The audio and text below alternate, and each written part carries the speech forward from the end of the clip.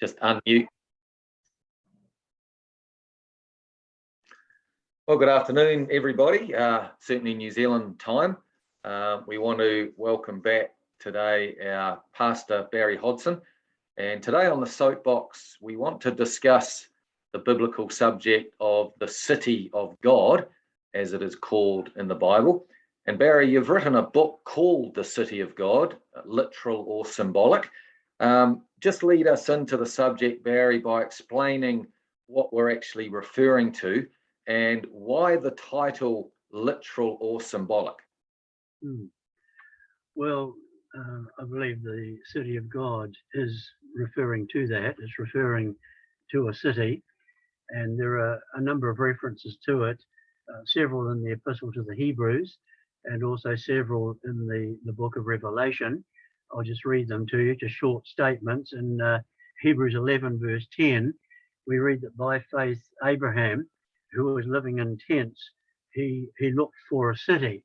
Those of you that know the history of Abraham will know that he was called by God into the promised land, and there were many cities in the land, cities of the Canaanites, people who were idolaters.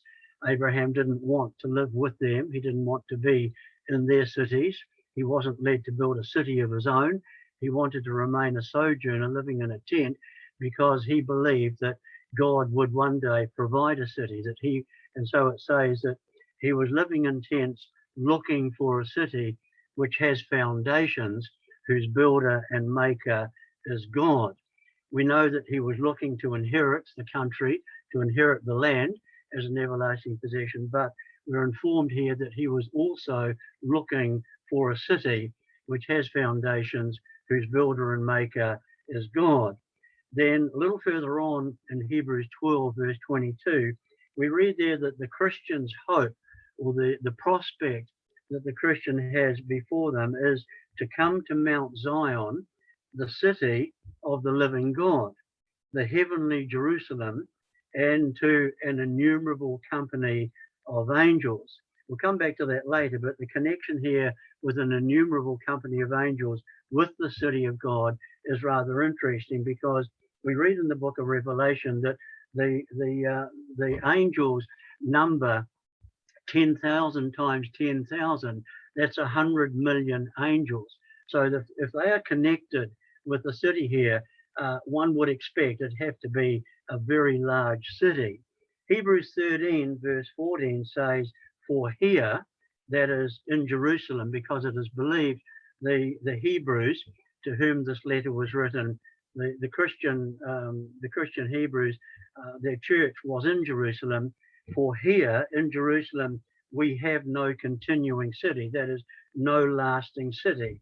They knew from what Jesus said it was going to be destroyed by the Romans, but it says, "We seek one to come." So again here it's talking about the expectation of a city to come. That is the city whose builder and maker is God.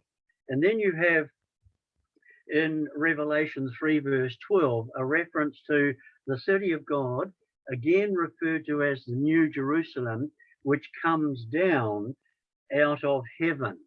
It comes down out of heaven, not built by man upon this earth, but it comes down from heaven, from above. And then Revelation 21, verse 2, John says there, "I saw it. I saw the holy city, the New Jerusalem, coming down from God out of heaven." Now, you've asked the question, why the title Literal or Symbolic? That was the original title of the book. We actually changed the title, The City of God, Literal, not Symbolic, because the more we thought about this, the more we studied it, the more we tended to come to the conclusion that it's not symbolic, that it is actually a literal city. Right, so I would mention at this point, if anyone's interested in reading the book, it is available on our website, which is BibleTruthRestored.org. That's BibleTruthRestored.org. You can download the PDF. So, Barry, due to the city of God being mentioned in the book of Revelation, and of course, the book of Revelation is extremely symbolic. It is common, in Christian circles to regard the city as symbolic and not in fact referring to a literal city. So what evidence would you bring to bear to show that in fact the city is literal?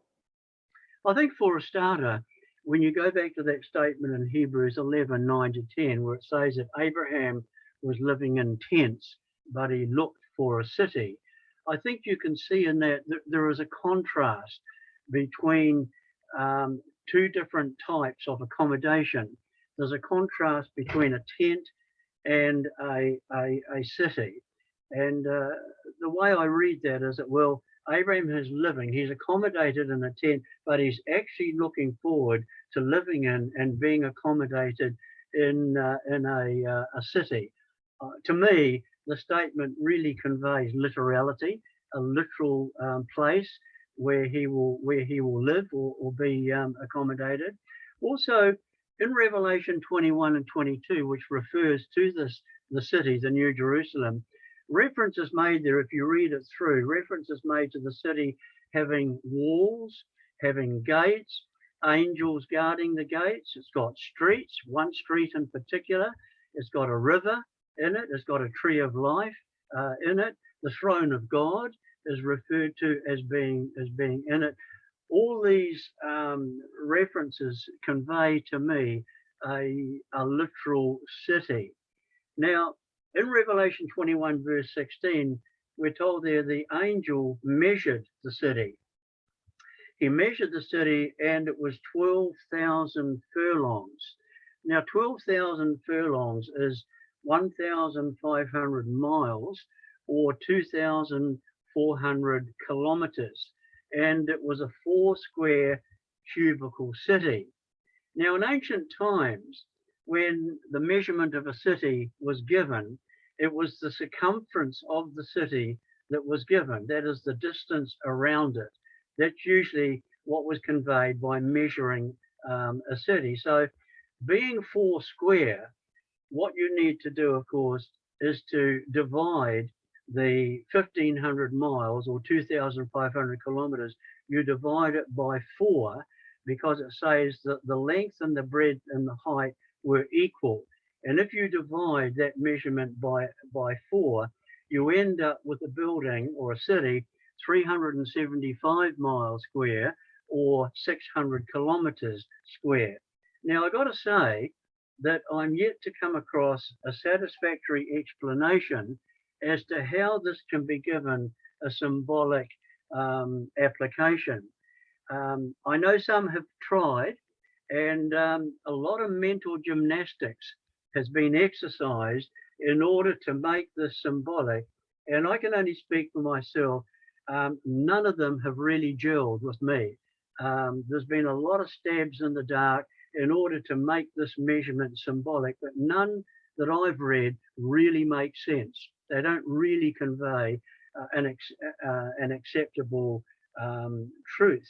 Now, I realize that the book of Revelation has got a lot of symbol, but there is also literality mixed up. It's not all totally 100% symbol. For instance, you read about the 1,000-year reign, the millennial reign. Most expositors or students, they don't try to symbolize it or spiritualize it. They take it literally for a 1,000-year period. And I could quote other examples there as well. The same applies to this word city. There is reference in the book of Revelation to another city, a city which is actually on 7 hills and which rules over the kings of the earth. Now, in the days when the book of Revelation was given, when John was alive, that city on 7 hills that ruled over the kings of the earth, that city was Rome. And almost all expositors, in view of the fact that there's a lot of symbol in Revelation, all expositors agree it's a literal city. They have no problem taking it as a literal city.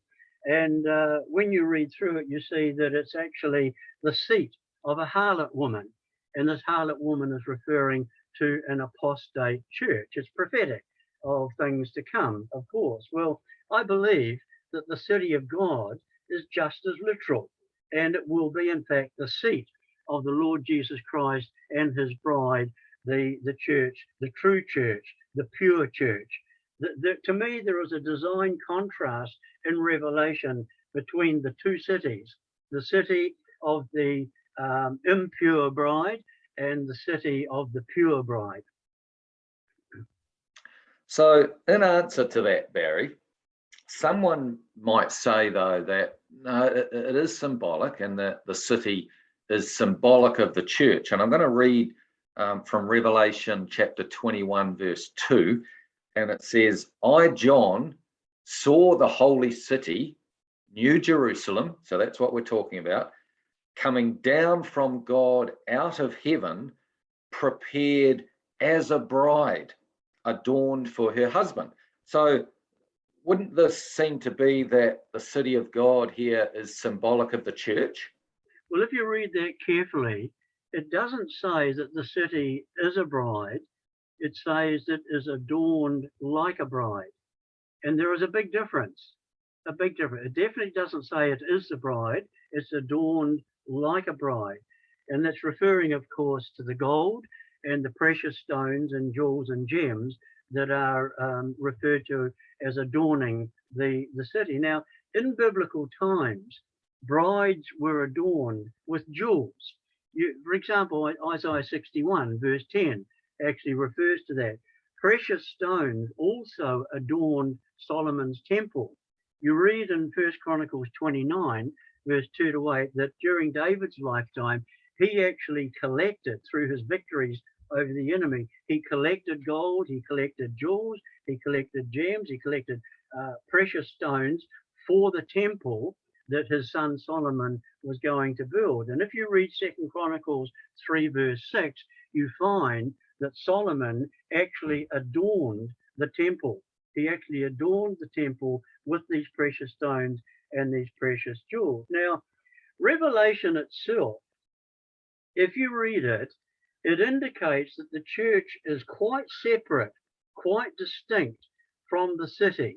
You cannot make them one and the same thing. For example, Revelation 20, verse 9 refers to armies coming up against the camp of the saints and the beloved city. So there is a distinction made there between the city and the camp of the saints. Revelation 21, verse 27 and 22, verse 14 refers to the saints being permitted to enter the gates of the city. So here you see the church is not the city, it enters into the city. Again, a distinction made between the two. Hebrews 12, verse 22 actually makes the same distinction between the city and the church, referring to the city and the church as separate entities. And again, I say, can it really be seriously believed that when we read about Abraham living in tents and looking forward to living in a city that has foundations, whose builder is maker is God, can we really believe that the city is not a city and that it means something else or that something symbolic? I don't think so. I think that's really stretching things too much. So Barry, you referred to the dimensions that are given there, and for our American people, 1,500 miles circumference square. For those of us on the metric system, around 2,400, 2,500 kilometres. So each side, effectively 600 kilometres, 600 kilometres, 600 by 600 around the square.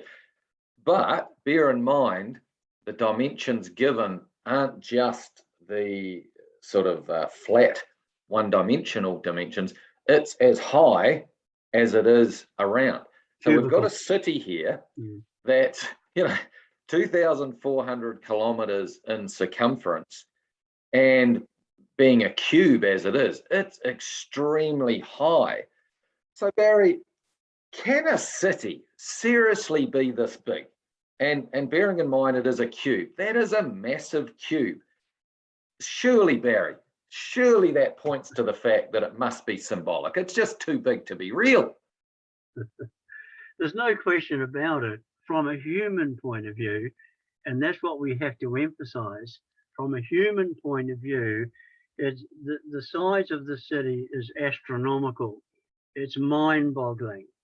And I think it is for that reason that many have not been able to accept it literally, why it's been spiritualized, or attempts have been made to spiritualize it away. But what we have to remember is this is not a city built by man.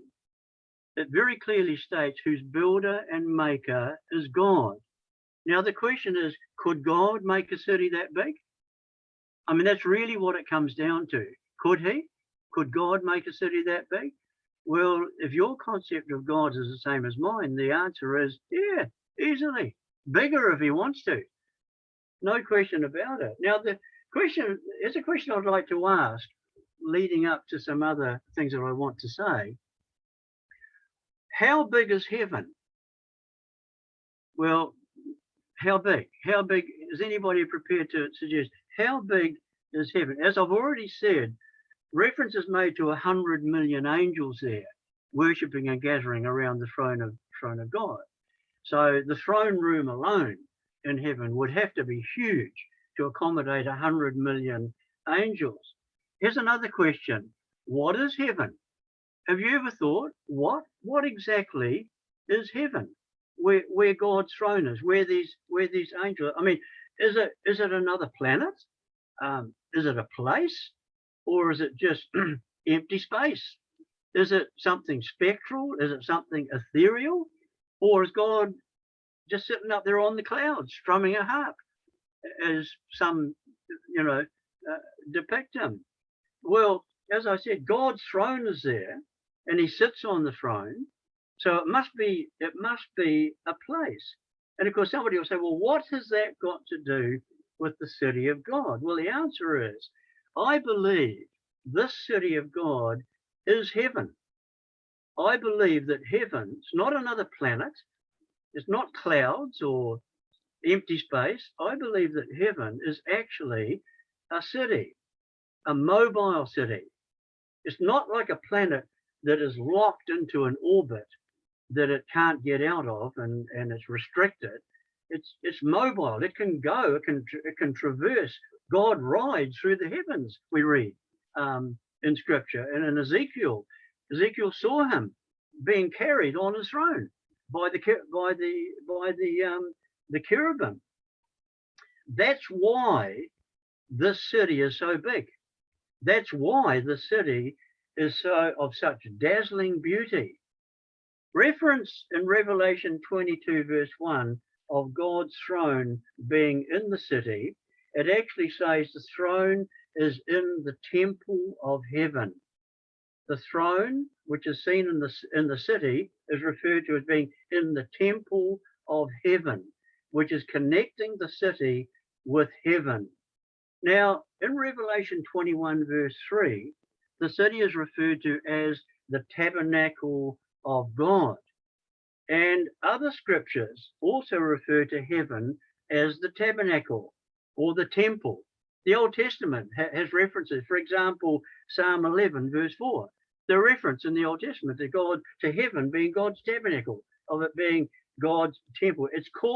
Heaven is called a tabernacle, which actually literally means tent. Why? Because it's mobile, like a tent. A tent is mobile. It's not cemented into the ground. But it's also called a temple because, like a temple, it's a solid structure. It's got foundations. The main indication, I think, that this city is actually heaven itself is due to its shape. It's a cube, as you have pointed out. You know, the only other references in the Bible to a cubical structure are in relation to the most holy place in the tabernacle and in the temple. If anyone wants references that I'll give you, Exodus 26, verse 15 to 25, and 1 Kings 6, verse 19 onwards. Now that's interesting. As I say, the only other structure in Scripture besides the city of God that's referred to as a cube is the most holy place in the tabernacle and temple. Now, in the epistle to the Hebrews, we are told there very clearly that most holy place, that cubical place, represented heaven. You put two and two together, you get what I'm getting at? Somebody might say, oh, yeah, but the four square encampment, that was the church, the Old Testament Church of Israel, the four square encampment. So maybe that's what it's referring to. No, the four square encampment wasn't cubical. It wasn't as high as what it was wide and broad. It wasn't a cube. Only the most holy place, which represented heaven, was a cube, and that's what the city is referred to as being God's tabernacle. It's a cube, a cubical building. So the dimensions there clearly to people of faith shouldn't be a barrier. No, no. So it's a bit of a spurious argument to try and make it symbolic just because it's too big. Right, exactly. Yeah. The builder is God. Yeah. There's actually something else I can think of that God made that's bigger than the city. It's called the universe. Right. and God actually spoke it into existence. That's how easy it is for God. An example I've sometimes given is that, hey, you know, if we didn't have a moon and we'd never seen it, and then somebody said to you, say the moon was going to appear in the sky the next night, and you said to somebody, does anybody know how far it is around the moon? It's further than 1,500 miles, that's for sure. And if somebody said, you know, tomorrow night there's going to be this great big round object, almost like a planet, that's going to shed light on the earth at night, and it's whatever it is, whatever the distance is around, a lot of people would find that hard to believe. But I mean, we just take it now straight because it's always been there. We think nothing of it. But I mean, what's the moon? What is the moon compared to other stuff that God, even our sun is very, very small compared to other suns in the universe. You can't limit God's power or God's ability to make a city, however big he lights. I mean, it's his house. It's where his throne is. It's where he ascended. Yeah, that's a good point. So Barry, the city, is the city millennial?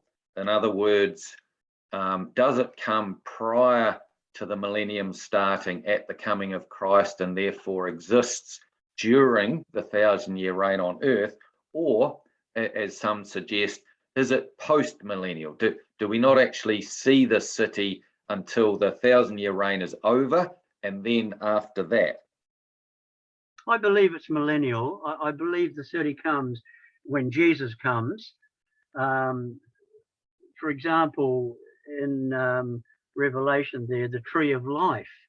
The tree of life is referred to as being in the city, which implies it's a paradise. That doesn't mean to say the earth's not going to be made a paradise, because it is, but it's going to take a while to do that.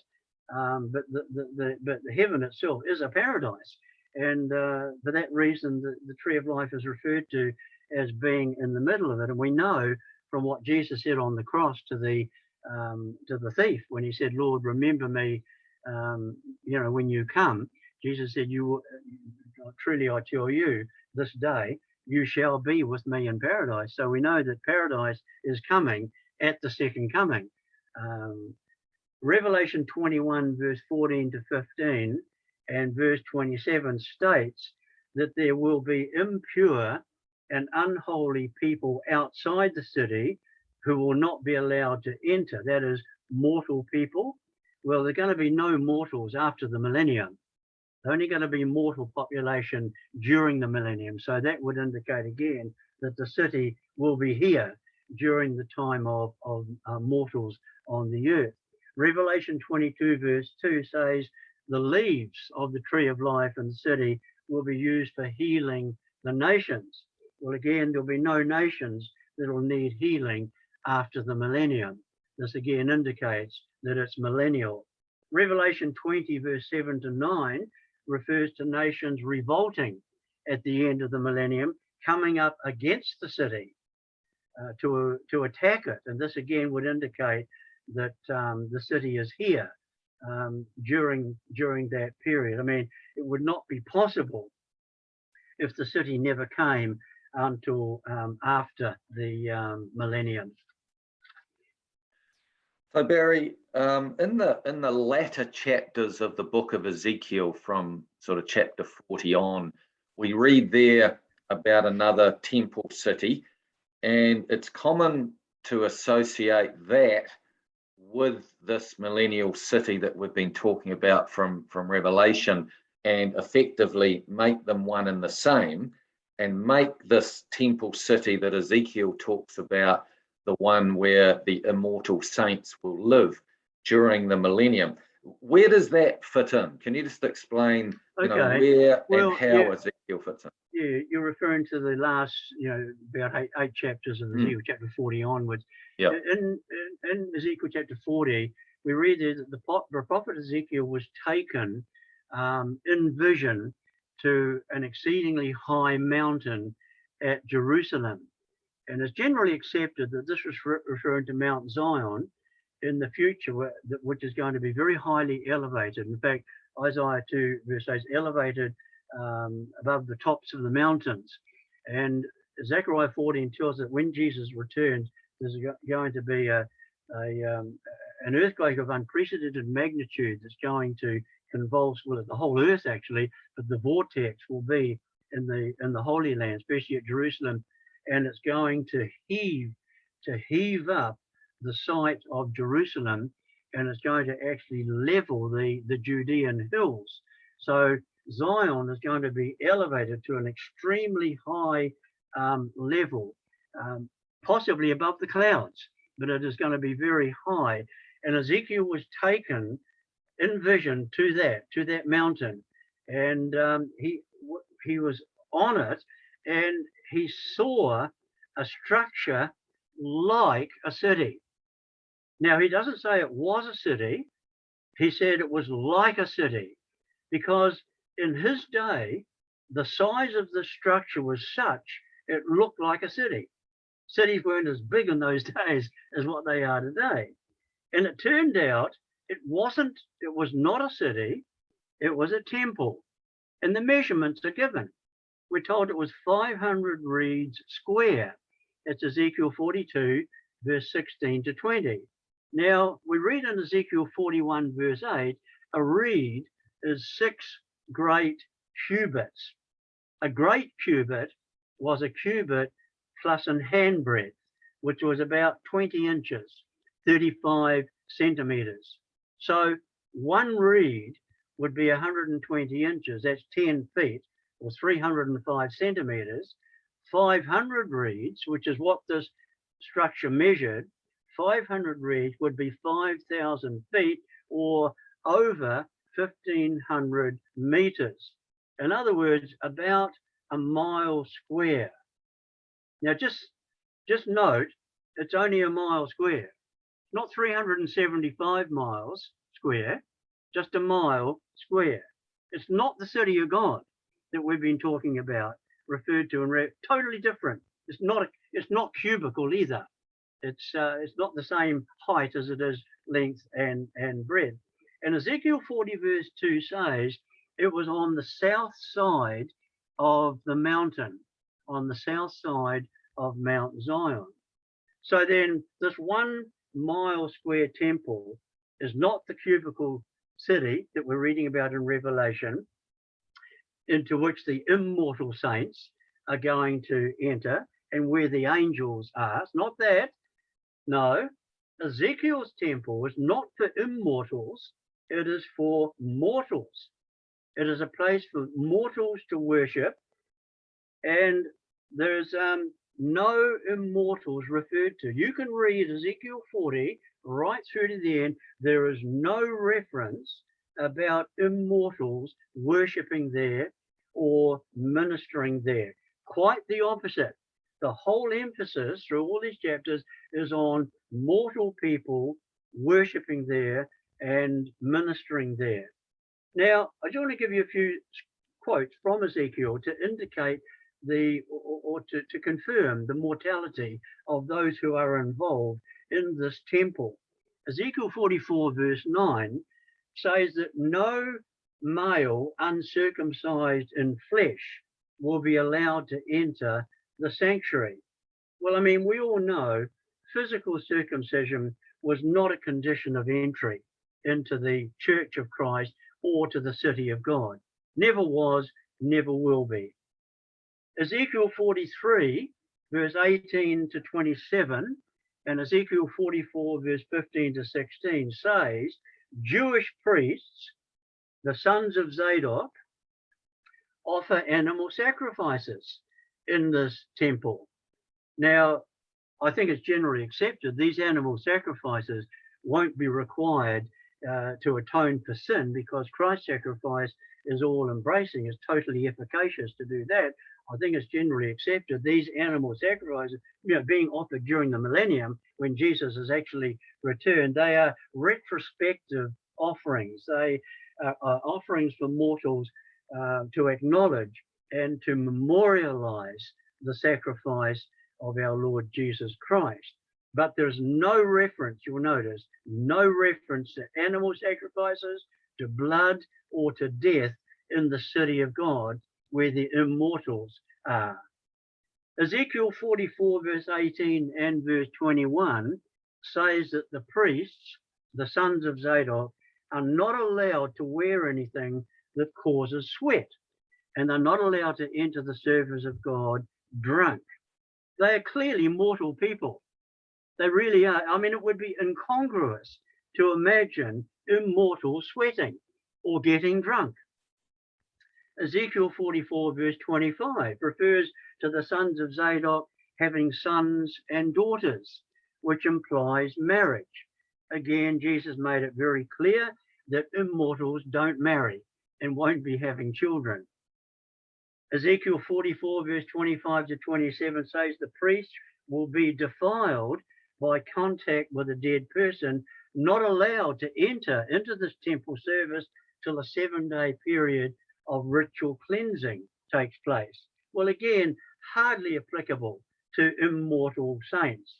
The reference here to dead persons clearly indicates the mortality of the people that are involved in that particular temple. So Ezekiel's temple, I believe, is very clearly only for mortal worshippers, and its service is conducted by mortal priests, the sons of Zadok, descendants of Aaron, and other scriptures relate to this. You see, we read in Zechariah 14, verse 16, that everyone who survives from the nations which attack Jerusalem shall go up, that is, go up to Jerusalem from year to year to worship the King, the Lord of hosts. So there are going to be survivors of Armageddon in all the nations around the world, and they are going to make annual pilgrimages to Jerusalem to worship. The question is, where are they going to worship? Well, in Ezekiel's temple, of course, which is referred to as the house of the Lord in Isaiah 2. Let me read it to you. It'll come to pass in the last days, the mountain of the Lord's house shall be established, as the top of the mountain shall be exalted above the hills. All nations shall flow into it. Many people will go and say, come, let us go up to the mountain of the Lord, to the house of Jacob. He will teach us his ways. We will walk in his paths. For out of Zion shall go forth the law, the word of the Lord from Jerusalem. Now, that's not referring to immortal worshippers going up to worship. Immortal worshippers won't be needing to go up there for the Lord to teach them his ways. They already know his ways. It's because they know his ways and believe his ways that they become immortal and get into the city of God. This is clearly mortal population here. Isaiah 66, verse 23 also says, from one new moon to another, from 1 month to another, from one Sabbath to another, from 1 week to another, shall all flesh, mortal population, shall all flesh come to worship before me, says the Lord. And just one other quote from Zechariah 8, verse 20 to 23, many people and strong nations and superpowers, Russia, America, whoever, the survivors, they're going to come and seek the Lord of hosts in Jerusalem and to pray before the Lord. Now, at this point, a question might be asked, well, whereabouts are all these worshippers, these mortal worshippers coming up from all the nations. Where on earth are they going to be accommodated? I mean, they've got to stay somewhere. They've got to sleep somewhere. They've got to be fed somewhere. Whereabouts? Are they going to be in Ezekiel's temple? No, because it's a temple. It's not a city. It's not a place to accommodate people from all the nations. It's a city. Only the sons of Zadok, only the priests reside there. Well, we say, will these mortal worshippers be accommodated in the city of God, referred to in Revelation 21? Hardly. No. Only the immortal saints and the angels are there. Where then will these mortal worshippers stay? Well, in Ezekiel 48, verse 16, reference is made there to another city. Another city, this one, the measurements are also given. It's 4,500 cubic square. That's 1.5 miles square, or 2.5 kilometers square. And it's situated about 24 kilometers, 15 miles south of Jerusalem, in the area of Hebron. And a name is given to it. It's not New Jerusalem. The name is Yahweh Shammah, which means the Lord is there. It's believed, I believe, the mortal worshippers who are going to come up from all nations to worship the Lord in Ezekiel's temple, they will be accommodated in that particular city. So putting two and two together, you can see from all this, there are going to be two cities and there are going to be two temples. The reason I say two temples is because the city of God is not just a city, it is actually a city temple. Revelation 21 verse 22 says, John says, and I saw no temple therein. That is, he says, I didn't see a temple inside the city. Why? Because the city is all temple and the Lord is worshipped everywhere in it. It hasn't got some special little corner set aside like old Jerusalem. You know, we've got a certain hill set aside where the temple is. Not City of God doesn't need a special little place set aside to have a temple. It's all temple, and the Lord can be worshipped everywhere everyone goes in that. And so I believe the mortal worshippers who come up from all nations, they will be accommodated in that city. There are two thrones involved as well. Father God's throne is in the city, that is in heaven. I've already referred to that. But there's also David's throne, which Jesus is going to restore. David's throne is in Ezekiel's temple, and it's referred to in Ezekiel 43, verse 7. And Jesus will actually sit there on that throne to give judgment on the mortal peoples and give counsel on that particular throne. But you see, because Jesus sits at the right hand of his Father on his throne, that throne is referred to not just as the Father's throne, it's referred to as the throne of God and the Lamb in Revelation 22, verse 1. It's God's throne, but it's referred to as the throne of God and the Lamb because Jesus sits on it with his Father. And because David's throne represents God's throne on earth and Jesus sits on that, it is sometimes referred to as God's throne and sometimes as Christ's throne.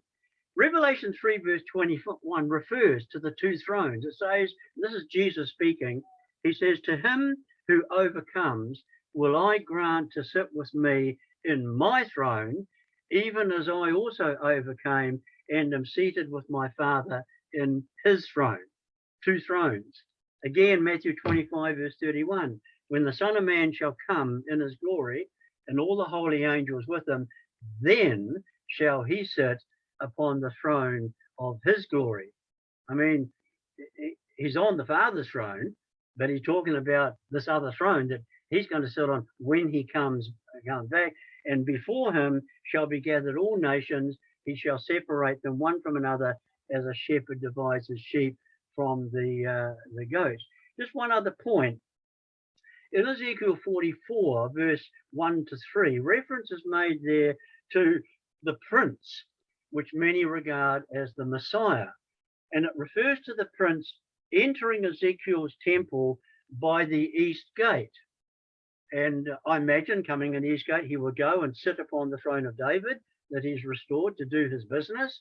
But it also goes on to say that he leaves by the same gate.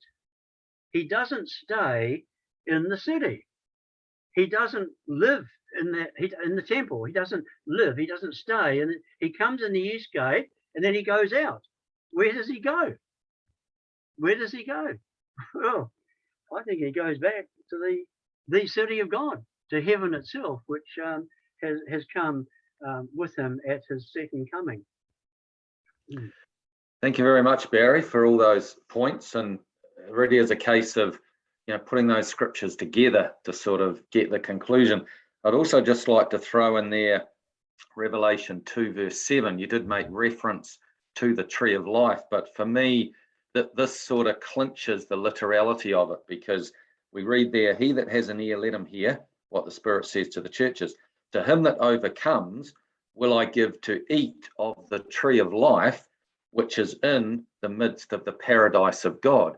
That's the Greek paradisos, literally means a park or a garden city. And when you read about the city of God later on in chapter sort of 21 and 22, as you say, you've got this beautiful crystal, you've got the river of life, you've got the tree of life there on either side of the river. It's a beautiful garden city. That's what paradise is. That's what the city of God is. That's what heaven is. And it talks about how we're going to eat of the tree of life, which is in that city. Now, where else do we learn about the tree of life? It's back in Genesis, isn't it? And no one would argue that Genesis with Adam, Eve, the tree of life, the serpent, no one would argue that was just a symbolic reference. Right. Everyone is happy to accept that's literal. There was a literal Adam, a literal Eve, a literal, forbidden fruit tree, a literal tree of life that they got prevented from eating.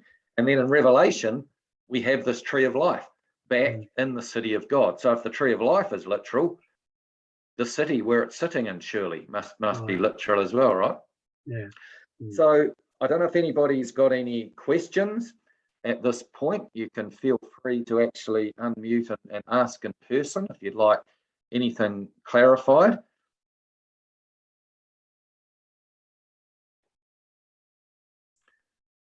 If not, I would suggest go away and have a look at the scriptures that Barry's mentioned today, and also have a look at the book. Again, the website BibleTruthRestored.org, and you'll see, you can search for the title, City of God, you'll find it there.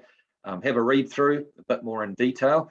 And I guess, Barry, it's important because without the city of God that we've talked about being a literal place, where are the saints going to be in the millennium? Yeah. They've got nowhere to live, have they? No, because the Holy Land, the Promised Land, during the millennium is actually, and Ezekiel refers to this, in Ezekiel 48, the land is divided up into parallel strips for all the tribes of Israel. Yeah. Exactly. So thank you, Barry. That's given us some food for thought. Maybe for some of you, this is a new consideration. But as the scriptures say, a wise scribe, such as our brother Barry there, brings forth out of his storehouse things old and things new. So perhaps you've never really considered this before, but just have a look at it, prayerfully study the word and see whether these things are so, just as the Bereans did. So thank you very much again, Barry. I'll hand it back to you, Guy.